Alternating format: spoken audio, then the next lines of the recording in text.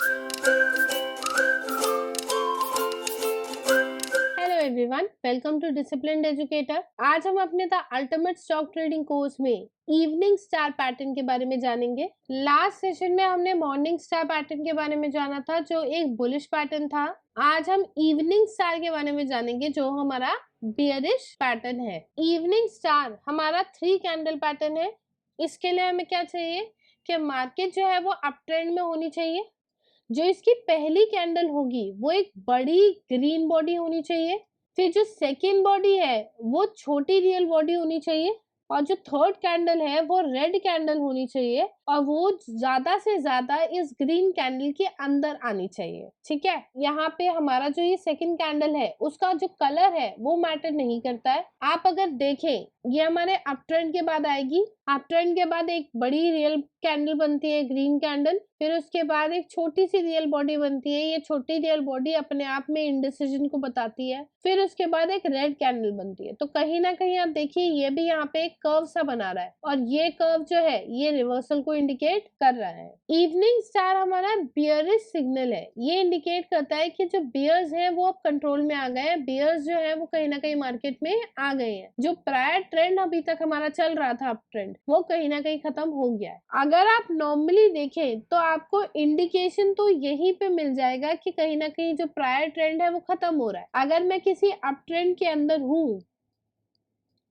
और वहां पे ये पैटर्न बना है, तो मैं यहाँ पे कॉशियस तो हो ही जाऊंगी, क्योंकि आप इसके जैसे ध्यान से देखें तो ये एक बहुत छोटी रियल बॉडी है। जितनी रियल बॉडीज हमारी छोटी होती जाती है, वो पैटर्न की वीकनेस को इंडिकेट कर देती है। तो अगर आप किसी ट्रेड के अंदर है, आपकी पोजीशन के अंदर आपकी जो रियल बॉडीज हैं वो छोटी होती जा रही है, तो आपको कॉशियस हो जाना है। और ट्रेड के अंदर जो भी आपने अभी तक ले लिया है, जितना प्रॉफिट आप अचीव कर चुके हैं, उसे आपको बुक कर लेना है। क्योंकि जब तक ये आपका यहाँ पे इवनिंग स्टार बनेगा ना, आपका प्रॉफिट मार्जिन जो है वो काफी हद तक नीचे गिर चुका होता है। और नई ट्रेड लेने के लिए जब आप ट्रेड इसके अंदर लेंगे, तो हम क्या करेंगे, हमने देखा एक अप ट्रेंड चल रहा था, यहाँ पे एक छोटी रियल बॉडी आई है। ये छोटी रियल बॉडी हमें बता देगी कि अब जो है कोई मूव आ सकती है। फिर हम इस पैटर्न का बनने का वेट करेंगे। जैसे ही ये पैटर्न कंप्लीट होगा ना, उसके बाद हम न्यू ट्रेड लेंगे। क्योंकि एक बियरिश सिंबल है, तो यहाँ पे जो हाईएस्ट हाई होगा ना हमारा, वो बन जाएगा हमारा रेजिस्टेंस लेवल। और जैसे हमने पहले पढ़ा था, अगर रेजिस्टेंस लेवल हमारा टूटता है तो वो हमारा जो बुलिश मोमेंटम है ना, उसको इंडिकेट करेगा, और जो मोमेंटम ट्रेडर्स होते हैं वो वहां पे ट्रेड लेंगे। अब जितना ये तीनों बॉडीज एक दूसरे को टच नहीं करेंगी ना, एक दूसरे के लेवल के अंदर नहीं आएंगी। जैसे ये हमारा यहाँ की क्लोजिंग है, ये यहाँ पे ओपनिंग है, और ये क्लोजिंग है। यहाँ पे ये ओपनिंग है और ये क्लोजिंग है। तो आप देखिए, इसका कोई भी लेवल एक दूसरे से मैच नहीं खा रहा है।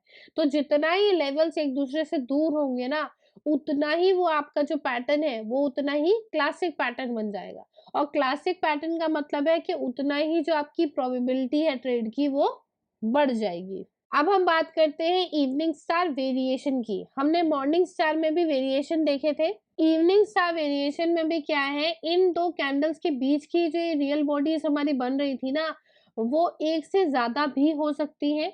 बस ये जो बॉडीज हैं ये छोटी होनी चाहिए साइज में, और जितना हो सके ये इन रियल बॉडीज के अंदर नहीं होनी चाहिए, उनसे थोड़ा दूर होनी चाहिए।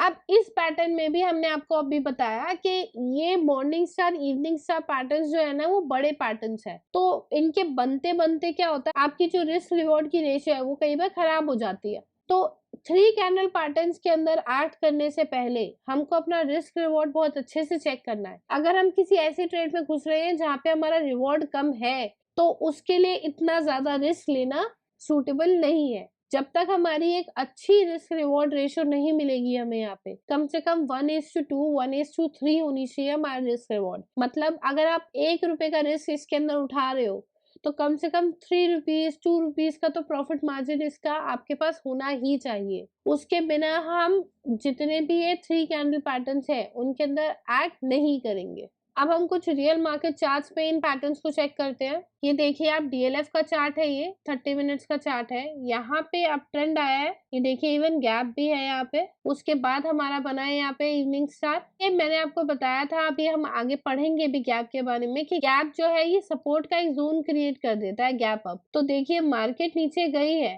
पर ज्यादा नीचे जा नहीं पाई, ठीक है। अगर आपको याद होगा तो ये देखिए, ये डाउन ट्रेंड के बाद यहाँ पे इसने एक मॉर्निंग स्टार बनाया है और ये मार्केट अप गई है। ये दोबारा डीएलएफ का चार्ट है, ये 15 मिनट्स का चार्ट है। ये देखिए अच्छे खासे अप ट्रेंड के बाद यहाँ पे हमारा इवनिंग स्टार बनता है। यहाँ पे ना ये आपका बन जाएगा रेजिस्टेंस और उसके बाद देखिए मार्केट अच्छा खासा डाउन गई है। ये गोदरेज प्रॉपर्टीज का चार्ट है। यहाँ पे आप देखिए मार्केट ने पहले स्टॉल किया था एक लेवल पे, फिर उसके बाद मार्केट अप गई, फिर मार्केट ने यहाँ पे इवनिंग स्टार बनाया है, ये हमारा बनेगा रेजिस्टेंस। इसके बाद मार्केट जो है वो नीचे गई है। पहले मार्केट ने जो अपना प्रायर देखेंगे आप, जो एक लेवल क्रिएट कर रखा था, एक बॉक्स सी रेंज बना रखी थी, मार्केट को पहले उसी लेवल को तोड़ने में थोड़ा टाइम लगाया, फिर मार्केट ने उसे तोड़ दिया है। आगे भी देखेंगे तो जो मार्केट का रेजिस्टेंस इसने क्रिएट किया था ना इवनिंग स्टार ने, वो आगे जाकर भी नहीं टूटा है। वहीं आप यहाँ पे देखें, अगर ये 3 कैंडल्स जो है ये आपको लगेंगे कि इवनिंग स्टार है, बट क्योंकि ये जो सेकंड कैंडल है ना वो बहुत ज्यादा छोटी नहीं है और बिल्कुल फर्स्ट कैंडल के बिल्कुल अंदर चली गई है, ये कहीं ना कहीं हैरे में बना रही है, ये इवनिंग स्टार यहाँ पे बना नहीं पाई। जो कैंडल्स की पोजीशन है ना वो बहुत इंपॉर्टेंट है यहाँ पर। अगर वो कैंडल जो हमारी छोटी रियल बॉडीज है ये पूरी की पूरी फर्स्ट कैंडल के अंदर चली जा रही है, तो कहीं ना कहीं हमारा जो पैटर्न है उसको सही से बना नहीं पाती है। जो हमारी रियल बॉडीज इन बिटवीन की है ना, उसे हमारी जो फर्स्ट कैंडल है उसके लेवल से थोड़ा अलग होना चाहिए। अगर ओपनिंग क्लोजिंग भी मिल रही है तब भी चल जाएगा, बट अगर पूरी की पूरी कैंडल हमारी फर्स्ट कैंडल के अंदर ही है, वो पैटर्न नहीं बना पाती है। ये कैनरा बैंक का चार्ट है, ये 1 डे का चार्ट है। आप देखिए मार्केट ने अच्छे खासे अप ट्रेंड के बाद यहाँ पे बनाया हमारा evening star, but evening star में आप ये देखिए इस कैंडल की जो हाईज है वो कितनी ऊपर है, ये बन जाएगा आपका रेजिस्टेंस एरिया। आप यहाँ एक्ट करोगे तो इतना, मतलब आप ये देखिए इतना आपका रिस्क है, पर अगर मैं यहाँ पे ट्रेड लूंगी तो मेरा जो रिवॉर्ड है वो कहीं ना कहीं मैं यहाँ तक का देख के चलूंगी, तो ये फिर भी एक अच्छी ट्रेड हो जाएगी। अब आगे चल के हमें पता चल गया मार्केट ने अपना ये जो डाउन ट्रेंड का काम है वो किया है, इसमें जो है वो आपका रिस्क थोड़ा बढ़ जाएगा। तो तभी अगर मैं यहाँ पे एक्ट कर रही हूँ तो मेरा जो टारगेट है वो कहीं ना कहीं यहाँ कहीं होगा। ये बंधन बैंक का चार्ट है, ये 15 मिनट्स का चार्ट है।